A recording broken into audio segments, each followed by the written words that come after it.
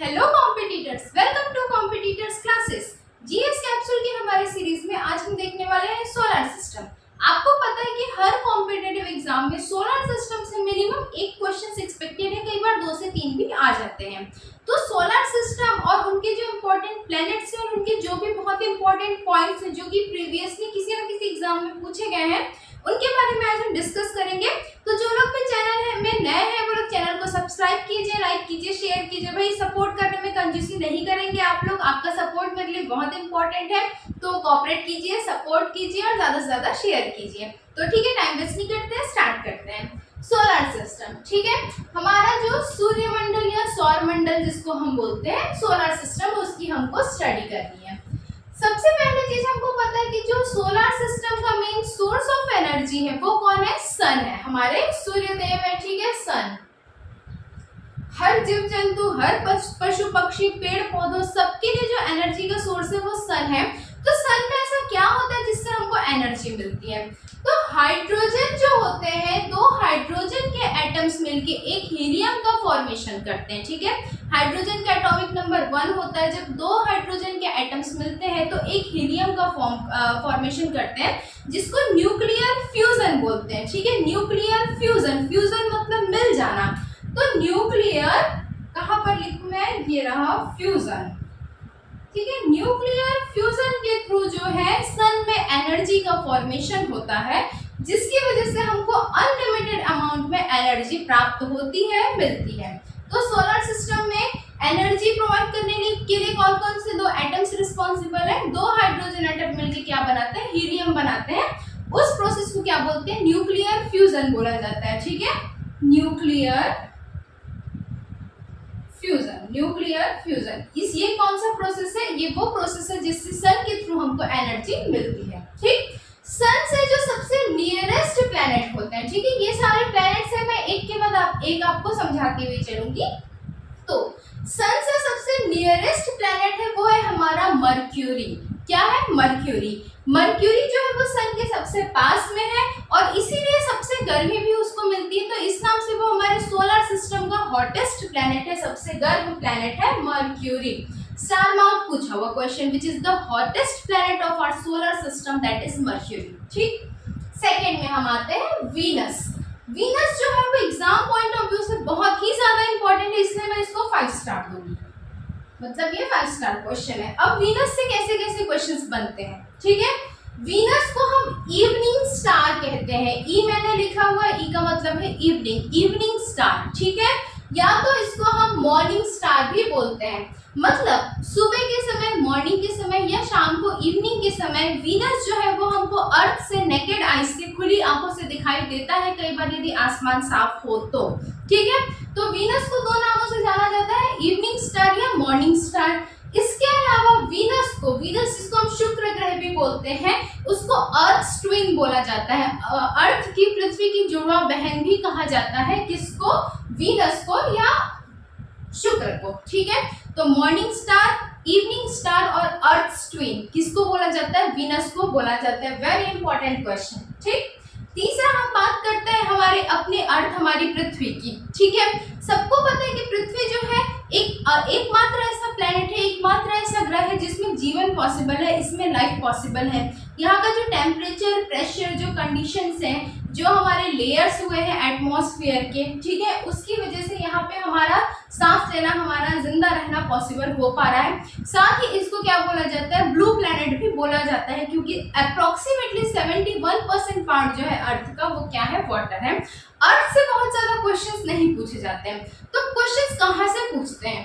अर्थ से रिलेटेड जो क्वेश्चंस पूछे जाते हैं वो पूछे जाते हैं मून से। अच्छा, अर्थ के बारे में एक और इम्पोर्टेंट जानकारी कि अर्थ जो है वो 23.5 डिग्री सेंटीग्रेड झुका हुआ है, अपने एक्सिस पे टिल्टेड है। अर्थ के बारे में जो कुछ स्पेसिफिक इंफॉर्मेशन है, जैसे उसकी जो है किस तरीके से टिल्टेड है, कौन कौन से उसमें लाइंस क्रॉस किए गए हैं, ये तो हम अलग से देखेंगे ही जीएस कैप्सूल की सीरीज में। मैं आपको अर्थ के जो सारे टॉपिक्स है उनके बारे में बताऊंगी, पोल्स के बारे में बताऊंगी, तो that is a different thing. But अभी हम पर्टिकुलरली फोकस कर रहे हैं सोलर सिस्टम में। तो अर्थ से रिलेटेड जो इन्फॉर्मेशन है वो इससे डायरेक्टली इस पार्ट से बहुत ज्यादा कनेक्टेड नहीं है, ठीक है। मून की यदि मैं बात करूं तो हमारे अर्थ का, हमारी पृथ्वी का one and only satellite, natural satellite की बात कर रही हूँ मैं, ठीक है। One and only natural satellite क्या है? मून है, चंद्रमा है, जिसके ऊपर हम मिशन पे मिशन भेज रहे हैं और हमको सक्सेस भी मिल रही है, ठीक। तो only satellite of earth is moon, ठीक है। मून का डायामीटर कितना है? ये डी फॉर डायामीटर, ठीक है। मून का डायामीटर कितना है? 3475 मीटर के करीब जो है वो मून का डायामीटर है, ठीक है। हिंदी में बोलते हैं तो व्यास, मून का चंद्रमा का जो व्यास है वो 3475 किलोमीटर है, ठीक है। मून का जो साइज है वो अर्थ के साइज के 1/4 है, ठीक है। Size of moon is equals to 1/4 of earth, 25% है। किसका 25% है भाई? हमारे अर्थ का। ग्रेविटेशनल पुल या ग्रेविटेशनल फोर्स की बात करूं तो अर्थ में हमको पता है, मैं यहाँ पे खड़ी हूँ, आप कहीं पर भी खड़े हो या बैठे हो, तो वो ग्रेविटी की वजह से, ग्रेविटेशनल पुल की वजह से है। ये सब अर्थ के बारे में तो हम टोटली अलग से देखेंगे क्योंकि वो तो हमारा स्पेशल है ना। सोलर सिस्टम की यदि मैं बात करूं और मून की यदि मैं स्पेसिफिकली बात करूं तो मून में जो ग्रेविटेशनल पुल है वो अर्थ के ग्रेविटेशनल पुल का 1/6 है, एक छिहाई बोल सकते हैं, ठीक है, 1/6 पार्ट है। अच्छा, एक बहुत important question, study of moon. Moon की जो स्टडी होती है उसको हम क्या बोलते हैं? सेलेनोलॉजी बोलते हैं। मून की जो स्टडी होती है, जो मून के बारे में हम पढ़ने जाते हैं, ये इंपॉर्टेंट है। एक तो वो ऐसे इंपॉर्टेंट है सोलर सिस्टम के पॉइंट ऑफ व्यू से, दूसरा हम इसे करंट से यदि कनेक्ट करके देखें, चंद्रयान जो मिशन हुए हैं अभी उनसे कनेक्ट करके देखें तो भी ये बहुत इंपॉर्टेंट है। तो study of moon is known as selenology. अच्छा, एक और बहुत इंपॉर्टेंट क्वेश्चन बनता है मून से कि फॉसिल प्लैनेट, ठीक है।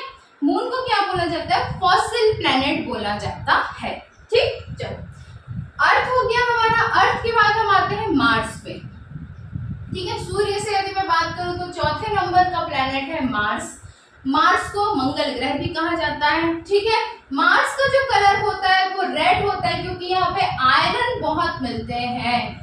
लौह की मात्रा की वजह से, लोहे की वजह से इसका जो कलर होता है वो रेड होता है, ठीक है। ये तो छोड़ा, सबसे इंपॉर्टेंट जो इसका क्वेश्चन है वो ये है, फोबोस एंड डीमोस। क्या है? फोबोस एंड डीमोस, जो दो सैटेलाइट्स है, जो दो उपग्रह है, वो किसके हैं? वो मार्स के हैं, मंगल के हैं। वेरी इंपॉर्टेंट 5 स्टार क्वेश्चन, हर तरीके की स्टेट सर्विस एग्जाम्स या फिर यूपीएससी में भी पूछा गया क्वेश्चन है, बहुत ही इंपॉर्टेंट है, ठीक है। नेक्स्ट यदि मैं बात करूं तो है जुपिटर, गुरु। गुरु तो वैसे ही सबसे बड़े होते हैं, ठीक। तो गुरु या जुपिटर जो है वो हमारे सोलर सिस्टम का लार्जेस्ट प्लैनेट है। क्या है? सबसे बड़ा प्लैनेट है। इसको मैं विंटर प्लैनेट भी बोल सकती हूँ। क्या बोल सकते हैं अपन? Winter planet. विंटर क्यों? क्योंकि यहाँ पे जो टेम्परेचर होता है वो -148 डिग्री के अराउंड होता है।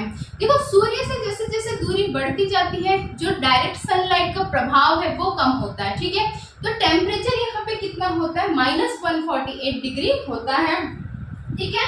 एक और बहुत इंपॉर्टेंट क्वेश्चन जुपिटर से रिलेटेड, गैनीमेड, ठीक। गैनीमेड जो है वो इसका सैटेलाइट है, जो कि हमारे पूरे सोलर सिस्टम का लार्जेस्ट सैटेलाइट है, ठीक है। क्या है? लार्जेस्ट सैटेलाइट है, किसका? गैनीमेड का है, जो कि जुपिटर का सैटेलाइट है, बोल सकते हैं उपग्रह है, ठीक है।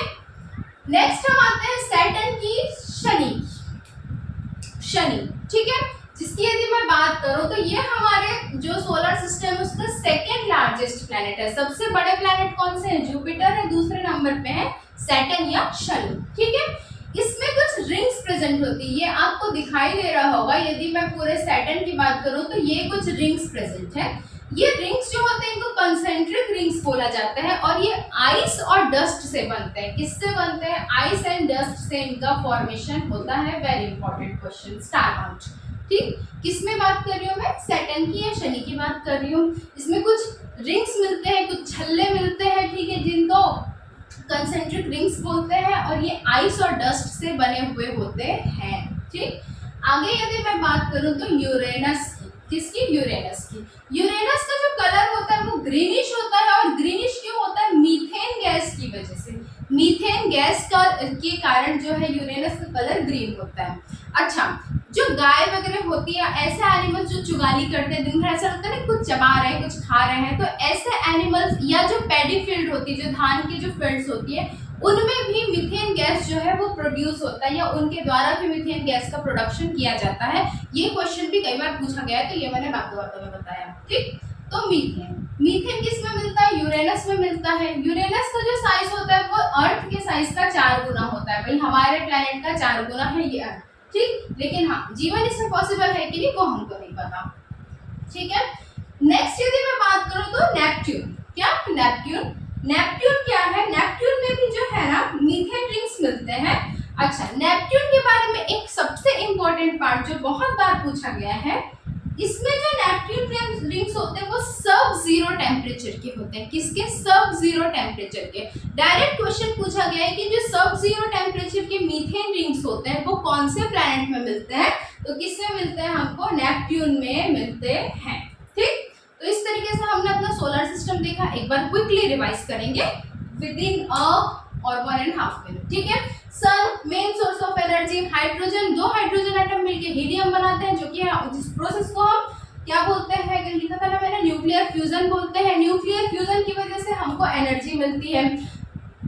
सन से सबसे नियरेस्ट प्लैनेट मर्क्यूरी सबसे गर्म प्लैनेट होता है, हॉटेस्ट होता है। दूसरे नंबर पे होता है वीनस, जिसको शुक्र बोलते हैं, उसको इवनिंग स्टार या मॉर्निंग स्टार भी बोलते हैं, और अर्थ की जुड़वा बहन या अर्थ ट्विन भी बोला जाता है।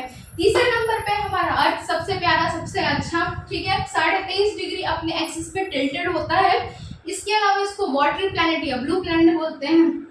अर्थ का one only natural satellite moon के डायमीटर 3475 किलोमीटर। साइज कितना होता है? अर्थ का 1/4 होता है, 25% होता है या 1/4 होता है। मून में ग्रेविटेशनल पुल कितना होता है? अर्थ का 1/6 होता है। वेरी इंपॉर्टेंट क्वेश्चन ये पूछा गया है, स्टार मार्क्ड है। मून की स्टडी को क्या बोलते हैं? सेलेनोलॉजी बोलते हैं। मून से रिलेटेड जो सारे मिशन है, चंद्रयान 1, चंद्रयान 2, चंद्रयान 3, ये सब हमको अच्छे से देखना है। ये भी हम जीएस कैप्सूल की सीरीज में कंप्लीट करेंगे, ठीक है। मून को क्या बोला जाता है? फॉसिल प्लैनेट भी बोला जाता है। फॉसिल प्लैनेट किसको बोलते हैं? मून को बोलते हैं, ठीक है। अर्थ के बाद और अर्थ से रिलेटेड मून के बाद हम आते हैं मार्स में। मार्स को क्या बोलते हैं? रेड प्लैनेट बोलते हैं। रेड क्यों बोलते हैं? आयरन वहां पे प्रेजेंट होता है। फोबोस एंड डिमोस किसके उपग्रह है, किसके सैटेलाइट है? तो मार्स के सैटेलाइट है, ठीक है। आगे मैं बात करूं जुपिटर की, सबसे बड़ा प्लैनेट होता है, सबसे ठंडा प्लैनेट होता है। विंटर प्लैनेट बोलते हैं, -148 डिग्री सेंटीग्रेड इसका टेम्परेचर होता है। गैनीमेड इसका सैटेलाइट है, जो हमारे सोलर सिस्टम का सबसे बड़ा सैटेलाइट है, ठीक। सैटर्न की बात करूं मैं, शनि की, तो सेकंड लार्जेस्ट जो प्लैनेट है हमारे सोलर सिस्टम का होता है। इसमें कुछ कंसेंट्रिक रिंग्स होते हैं, कुछ छल्ले मिलते हैं, जिसको वलय भी बोलते हैं हिंदी में, ठीक है। ये आइस और डस्ट से बने हुए होते हैं, बर्फ और धूल के बने हुए होते हैं, ठीक। नेक्स्ट मैं बात करूं यूरेनस की। यूरेनस क्या होता है? ग्रीनिश कलर होता है। ग्रीन क्यों होता है? मीथेन गैस की वजह से होता है। और यूरेनस का जो साइज होता है वो हमारे अर्थ का 4 गुना होता है, ठीक है। नेपच्यून की यदि मैं बात करूं तो नेपच्यून में भी मीथेन रिंग्स पाए जाते हैं, जो सब जीरो टेम्परेचर के होते हैं। इसी को हम हिंदी में उप शून्य तापमान भी कहते हैं, ठीक है। तो उप शून्य तापमान के मीथेन रिंग्स जो है वो किस ग्रह में पाए जाते हैं? तो नेपच्यून में पाए जाते हैं। देखो, मैं हिंदी में भी कॉपरेट करने की पूरी कोशिश कर रही हूँ, तो आप लोगों को समझ में सब कुछ आएगा। यदि कोई भी टर्मिनोलॉजी ऐसी लगती है जो आपको नहीं समझ में आ रही, तो आप लोग प्लीज पूछिए कमेंट करके, मैं पूरा क्लियर करने की कोशिश करूंगी।